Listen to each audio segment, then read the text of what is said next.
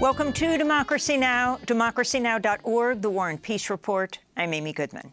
President Biden became the first sitting U.S. president to join a picket line Tuesday as he expressed support for auto workers in Wayne, Michigan, in their strike against the Big Three, Ford, GM, and Stellantis.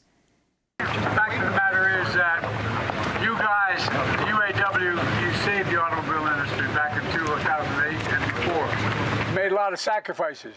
You gave up a lot. And the companies were in trouble. But now they're doing incredibly well. And guess what? You should be doing incredibly well, too. It's a simple proposition. It's just about being fair. And folks, stick with it, because you deserve the significant raise you need and other benefits. President Biden was standing next to UAW President Shawn Fain. Donald Trump is speaking to auto workers today at a non-union auto plant near Detroit. He'll be skipping tonight's second Republican debate. Meanwhile, General Motors started hiring $14 an hour scabs to cross the picket line. In more labor news, television and movie writers are back at work after ending their historic 148-day strike at midnight following an exceptional tentative deal on a new contract with Hollywood studios and streaming services. The Writers Guild of America said Tuesday 3 of its internal boards had unanimously voted to end the strike and send the tentative 3-year agreement to its 11,500 members for ratification. The new contract includes an increase in residual payments, higher compensation, better benefits, protections against artificial intelligence, and gains on data transparency and staffing minimums. The U.S. Supreme Court rejected Alabama's bid to use a Republican gerrymandered congressional map that includes only one majority black district. It's the second such ruling in just 3 months after the Supreme Court in June ruled the map violated the Voting Rights Act and ordered Alabama to include another majority black district in the 7-district state. Over 1/4 of Alabama's population is black. A special master was appointed in the case and proposed 3 new congressional maps that abide by the Supreme Court order. A 3-judge panel will select one of the maps. In New York, a judge ruled Tuesday that Donald Trump, his sons Donald Jr. and Eric, and the Trump Organization repeatedly violated state law when they fraudulently inflated the value of their assets by billions of dollars to obtain loans and lower their insurance rates. The ruling came as part of a civil lawsuit brought by New York Attorney General Letitia James and will force some of Trump's business licenses to be dissolved. Trump could lose control of a number of his properties, including the Trump Tower, his New York City residence. It's a major win for Attorney General James, whose case against Trump is scheduled to go to trial Monday and will focus on alleged falsification of business and financial documents, insurance fraud, and conspiracy. James is seeking $250 million in damages and a ban on Trump doing business in New York. Federal Communications Commission Chair Jessica Rosenworcel said Tuesday she plans to restore landmark net neutrality regulations that were repealed under former President Trump. This comes after Democrats this week took majority control of the 5-member FCC. They'll vote on reinstating net neutrality next month, which would bar Internet providers from blocking access or throttling customers' connections based on how much they pay or which websites they visit. This is Rosenworcel speaking at the National Press Club yesterday. Broadband is no longer just nice to have. It's need to have for everyone, everywhere. It's not a luxury. It's a necessity. It is essential infrastructure for modern life. Digital rights activists welcome the announcement. The watchdog group Common Cause said, quote, to allow a handful of monopoly-aspiring gatekeepers to control access to the Internet is a direct threat to our democracy, unquote. The Federal Trade Commission and 17 states have filed a sweeping antitrust lawsuit against Amazon. The plaintiffs say Amazon illegally uses, quote, punitive and coercive tactics to unlawfully maintain its monopolies, unquote, allowing it to charge higher prices, harming customers and weakening competition.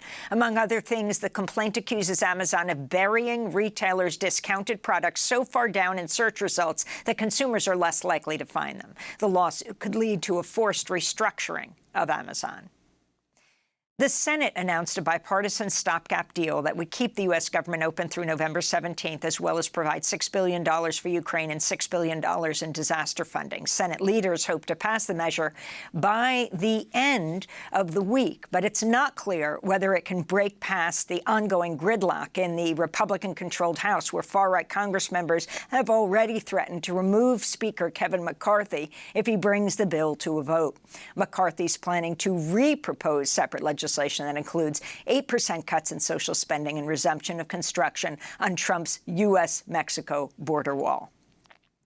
Hunter Biden suing Rudy Giuliani and Giuliani's former attorney, Robert Costello, for the total annihilation, he said, of his digital privacy when they hacked, then distributed data from a hard drive associated with his personal laptop in 2020. Giuliani and Costello have repeatedly acknowledged accessing the hard drive's data. The information was used in a story by the New York Post implicating President Biden alleged corrupt business dealings, which have since become the focus of the Republican-led House impeachment inquiry against Biden.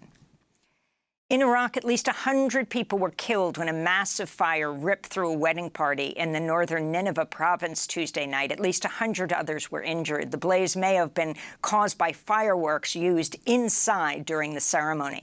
Relatives of the wedding guests have been desperately searching for their loved ones. My nephew's wife, Rowan, and their children, Charbel and Gazelle. All three of them, we can't find them. We were looking in hospitals across Mosul and couldn't find them. We're looking in all hospitals, nothing. They said in Erbil, we called there and they can't find them either. The death toll from an explosion at a fuel depot in the Nagorno-Karabakh region of Azerbaijan has risen to 68 as tens of thousands of ethnic Armenians have been rushing to the border following a military blitz by Azerbaijani forces last week. Samantha Power, head of USAID, said the U.S. would provide $11.5 million in aid for the worsening crisis and urge Azerbaijan to facilitate access to those in need by humanitarian workers. Armenia has warned of an ethnic cleansing campaign in the contested region. Canadian lawmaker Anthony Rota resigned as Speaker of the House of Commons Tuesday, days after he led a standing ovation in the Canadian Parliament for a Canadian-Ukrainian veteran who fought in a Nazi SS unit during World War II. Prime Minister Justin Trudeau and Ukrainian President Volodymyr Zelensky joined in on applauding 98-year-old Yaroslav Hunka. This is Anthony Rota speaking Tuesday. I reiterate my profound regret for my error in recognizing an individual in the House during the joint address to Parliament of President Zelensky. That public recognition has caused pain to individuals and communities, including the Jewish community in Canada and around the world, in addition to survivors of Nazi atrocities in Poland, among other nations. I accept full responsibility for my actions.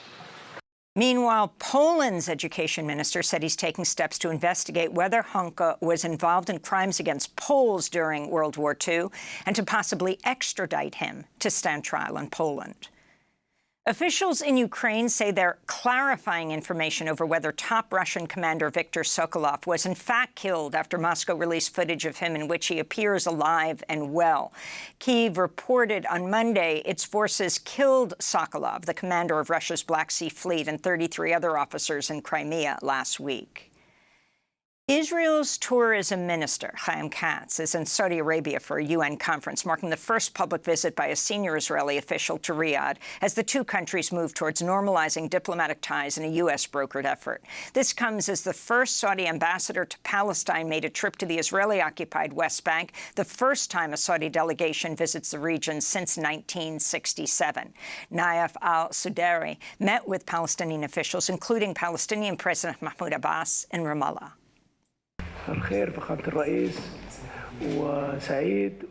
Good evening, Your Excellency. I am proud and happy to be in my country, Palestine, with East Jerusalem as its capital. God willing, hopefully next time or next times, we will go together to Jerusalem.